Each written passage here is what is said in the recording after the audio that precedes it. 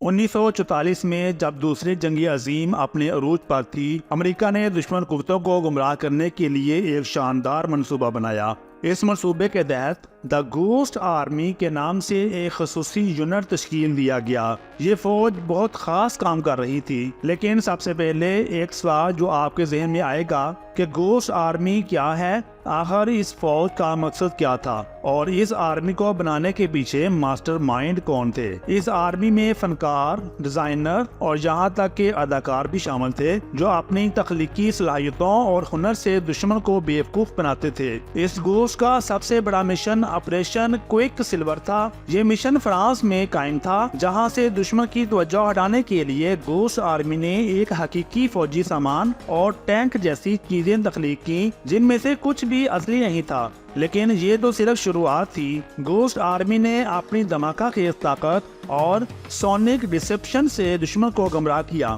اس تکنیک میں دشمن نے محسوس کیا کہ بہت سے ٹینک اور فوجی موجود ہیں، جبکہ اصل میں کچھ بھی نہیں تھا۔ ایک اور دلچسپ حقیقت جو شاید آپ کو معلوم نہیں، وہ یہ ہے کہ گھوسٹ آرمی کے ممبران اپنے مشن کے دوران اپنے سپوف ریڈیو اسٹیشن بناتے اور اس سے دشمن کے سپاہیوں کو گمراہ کرنے کے لیے اپنی طرف سے تیار کردہ خبریں نشر کرنا شروع کر دیتے، جس کی وجہ سے کچھ جعلی خبریں دشمنوں تک پہنچ جاتی جو حقیقت میں بالکل ایسی ہی تھیں۔ یہ ایک اور طریقہ تھا جس سے دشمن قوتوں کو الجھانے میں مدد ملتی۔ ایک اور حیران کن حقیقت یہ ہے کہ کچھ ارکان نے اپنے مشن کے دوران انفلیٹیبل ٹینک کا استعمال کیا۔ جی ہاں، آپ نے صحیح سنا، یہ ٹینک اصل میں ہوا سے بھرے ہوئے تھے اور ضرورت پڑنے پر ان میں تیزی سے ہوا بھری جا سکتی تھی، جس کی وجہ سے دشمن کی فوجیں اصل ٹینکوں سے بڑی اور طاقتور دکھائی دیتی تھی جو ان کی توجہ ہٹا دیتی تھی۔ ایک اور دلچسپ حقیقت یہ ہے کہ گھوسٹ آرمی میں شامل ہونے والے کچھ فنکاروں نے اپنی تخلیقی صلاحیتوں کا استعمال کرتے ہوئے دشمن قوتوں کو مزید احمق بنانے میں مدد کی، جس میں وہ تصاویر اور پوسٹر استعمال کیے جو دشمن کو غلط معلومات دینے کے لیے استعمال کیے گئے۔ ایسے ہی ایک مشن میں گھوسٹ آرمی نے ایک بڑا بل بورڈ بنایا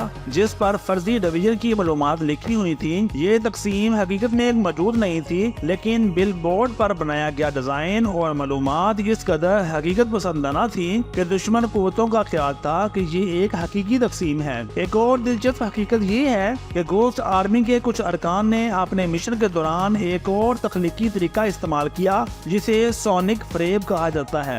گھوسٹ آرمی نے اپنے پاس ایک بڑا اسپیکر سسٹم رکھا تھا جس سے وہ اپنے اصلی ٹینکوں کی آواز کی نقل کرتے تھے۔ جب دشمن کی فوجیں گھوسٹ آرمی کے قریب آئیں تو اس نے اصلی ٹینکوں کی طرح اسپیکر سے آوازیں نکالنا شروع کر دی، جس سے دشمن کو یہ تاثر ملا کہ وہ اصلی ٹینک کے قریب ہیں۔ اس طرح آواز کے فریم نے دشمن کو غلط راستے پر جانے میں مدد کی اور انہیں محسوس ہوتا کہ گھوسٹ آرمی دراصل کہیں اور ہے۔ ایک اور حیران کن حقیقت یہ ہے کہ گھوسٹ آرمی نے اپنے مشن میں ایک بار جعلی جنرل پیٹر کا استعمال کیا۔ ایک مشہور امریکی جنرل پیٹر کو اصل میں یورپ میں ایک اور مشن پر بھیجا گیا تھا، لیکن گھوسٹ آرمی نے ایک ڈپلیکیٹ پیٹر بنا کر جان بوجھ کر دشمن کے سامنے دکھا دیا۔ یہ ڈپلیکیٹ پیٹر دشمنوں کو گمراہ کرنے کے لیے دنداتے پھرتے تھے۔ اس طرح گھوسٹ آرمی نے دشمن قوتوں کو مزید پریشان کیا اور انہیں اصلی اور جعلی پیٹر کے درمیان الجھایا۔ گھوسٹ آرمی کی سرگرمیاں اس قدر خفیہ تھی کہ یہاں تک کہ کچھ اعلیٰ فوجی عہدیداروں کو بھی اندھیرے میں رکھا گیا تھا۔ یہ خفیہ یونٹ سائے میں کام کرتا تھا، صرف چند منتخب افراد اپنی فریب کاریوں کی مکمل حد سے واقف ہیں۔ یہاں کہانی میں ایک موڑ ہے۔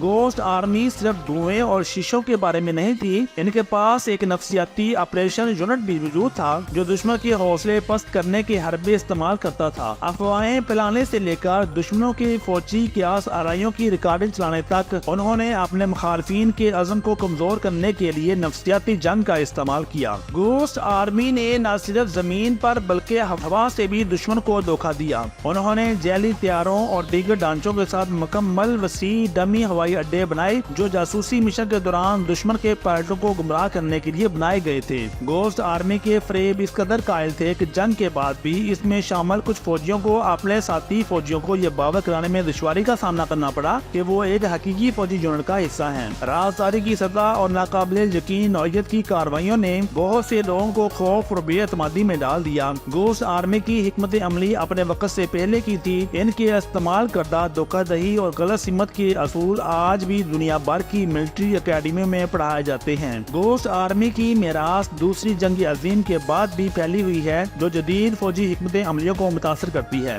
گوسٹ آرمی نے نہ صرف دشمنوں کو بیوقوف بنایا بلکہ ان کے ساتھ خدمات انجام دینے والے سپاہیوں پر بھی دیر پا اثر چھوڑا۔ گوسٹ آرمی کے فریب کے بارے میں جان کر اتحادی فوجوں میں بہت سے لوگ بہت حد تک حیران رہ گئے۔ ان کی ذہانت اور انہوں نے فتح کو یقینی بنانے میں اہم کردار ادا کیا۔ گوسٹ آرمی کسی ایک فرد کے دماغ کی اختراع نہیں تھی، بلکہ یہ فوجی حکمت عملی سازوں اور تخلیقی ذہنوں کے درمیان ایک مشترکہ کوشش تھی۔ یہ خیال دوسری جنگ عظیم کے شدید تصادم اور جدید حکمت عملیوں کی ضرورت سے ابھرا۔ فوجی رہنماؤں نے اپنے حکمت عملیوں میں فنکارانہ آسانی کو شامل کرنے کی صلاحیت کو تسلیم کیا۔ اس تعاون سے ایک ایسی یونٹ کی تشکیل ہوئی جو نہ صرف روایتی طریقوں سے لڑ سکتی تھی بلکہ دشمن کو دھوکہ اور گمراہ بھی کر سکتی تھی۔ ایک انوکھی قوت جو نہ صرف ٹینکوں اور ہتھیاروں سے لیس ہے بلکہ انفلیٹیبل ڈیکوز، آواز کے دھوکے اور بصری چالوں سے بھی لیس تھی۔ امید ہے کہ آپ کو آج کی ویڈیو اچھی لگی ہوگی۔ اپنا بہت سارا خیال رکھیں۔ اللہ تعالی ہم سب کا حامی ناصر ہو۔ اللہ حافظ۔